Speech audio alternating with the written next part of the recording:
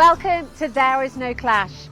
Here at There Is No Clash, we recognise research as an independent force with the power and the authority to challenge the old and construct the new, to create an energy that will further guide logical inquiry and to contribute to intellectual and scientific progress. We don't claim to present the absolute truth, rather to introduce a systematic, critical overview applying what we refer to as reason, which according to an article in the International Journal of Philosophical Studies is defined as the capacity of consciously making sense of things, establishing and verifying facts, applying logic and changing or justifying practices, institutions and beliefs based on new or existing information. Our line of inquiry in this programme starts with Misr, the cradle of civilization and the land of mysteries, the land where the story of Moses and Pharaoh took place. In fact, the story of Moses and Pharaoh is one of the most repeated stories in the Quran, if not the most. According to the Quran, this story takes place in Misr. The Quran narrates what Pharaoh said: "Don't I own Misr and these rivers that are running from beneath?" Moses also addresses the Israelites and says, "Descend to Misr." Where exactly is Misr that is being referred to in the Quran, and what are its borders? Is it the current Egypt that we know now, with borders from Alexandria in the north to Aswan in the south? Well, the short answer to this question is no. This is actually not what the Quran refers to as the land of Misr, and this is certainly not its borders. Misr means the Nile Valley. Its borders are not just from Alexandria to Aswan. Misr extends from the Mediterranean Sea all the way down to Ethiopia or the Abyssinian highlands from where the River Nile originates. These countries along this line have always been, across history, one country ruled by one king. Ancient Egyptians, Persians, Ptolemies, Romans, also the Muslim conquests, Rashidi, Umayyads, Abbasi, Fatimiyyan and Ottoman kingdoms ruled Misr as one country. These recently imposed borderlines that divided Misr to Egypt and Sudan were in place only in 1899 upon instructions from the British colony who were there at the time. This was the first and most dangerous formal division for Misr into a northern country named Egypt and a southern country named Sudan. The word Misr was mentioned 5 times in the Quran, where it came in 2 different forms. The first without nonation, meaning the homeland where Egyptians used to live. And said this who had brought him from Misr: "Don't I have the reign of Misr? You shall enter Misr." Also in another form with nonation, "You shall descend to Misran," meaning the civilized city. The reference to this civilized land, or the civilization of the Nile Valley as mentioned in the Quran, refers to the land of Egypt, Sudan, up until the Abyssinian highlands, not just Egypt. So let's try to connect the dots here. If the Valley of the Nile, or Misr, that is mentioned in the Quran covers all this land long before the British conquest and its border definition in 1899, then where exactly in Misr has been the location of Moses and the Pharaoh's story? Has it been in the north of Misr towards today's Egypt, as was taught to us in the history books, or towards the south, currently known as Sudan? The Quran identifies the geographic location of the interactions between Moses and Pharaoh with extreme specificity, leaving no room for doubt. In fact, the Quran mentions 5 descriptions in its narration of Moses and Pharaoh's story: the western side, Yam, Madyun, Torwa and the Tor. The western side, the first location identified by the Quran, is where Moses learned from God that the confrontation with Pharaoh and his army is over. He also learned the timing of his escape with the Israelites from the tyranny of the Pharaoh.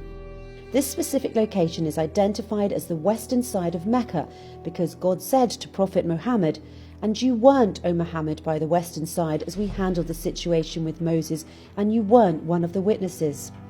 Prophet Muhammad lived in Mecca at the time, and the western side of Mecca is northern Sudan.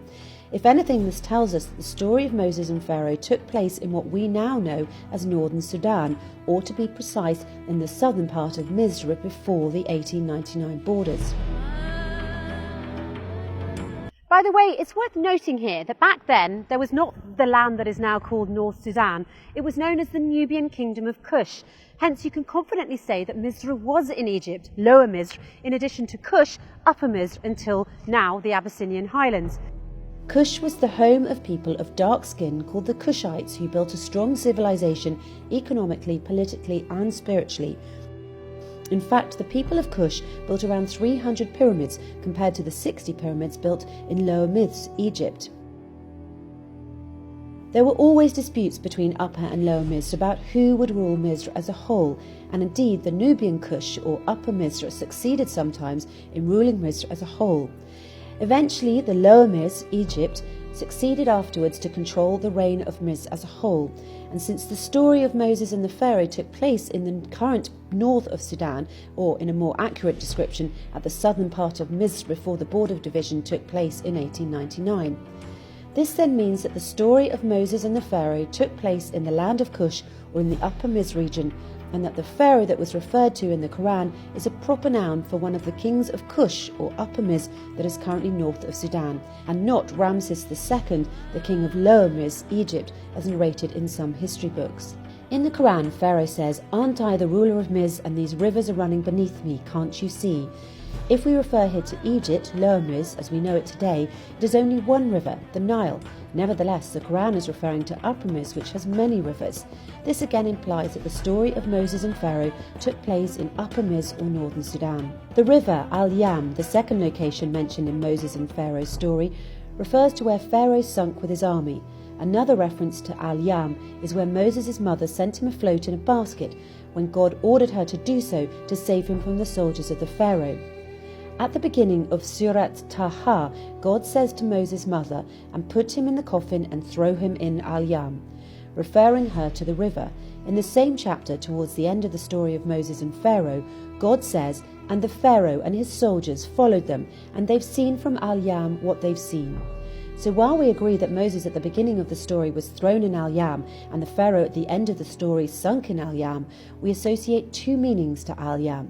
We claim that the first Al-Yam is the River Nile and contradict ourselves by saying that the second Al-Yam refers to the Red Sea, where the Pharaoh and his army supposedly met their fate.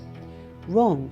Both instances refer to the river where Moses was left as a child and the place where the Pharaoh and his army sunk beneath the waters.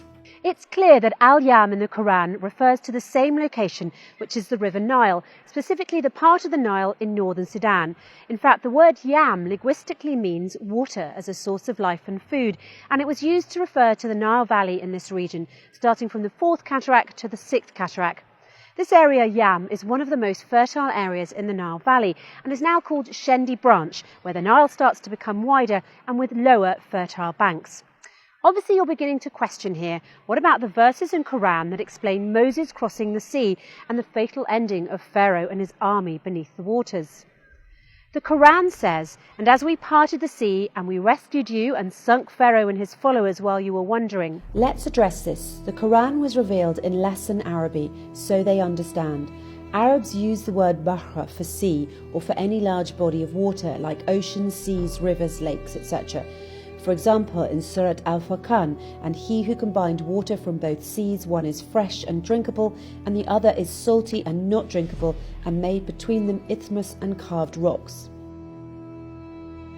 Similarly, "And the two seas are not equal. This is fresh and drinkable, and this is salty and not drinkable." The Quran here is clearly referring to the sea as a big body of fresh or salty water, whether it's actually a river or a sea.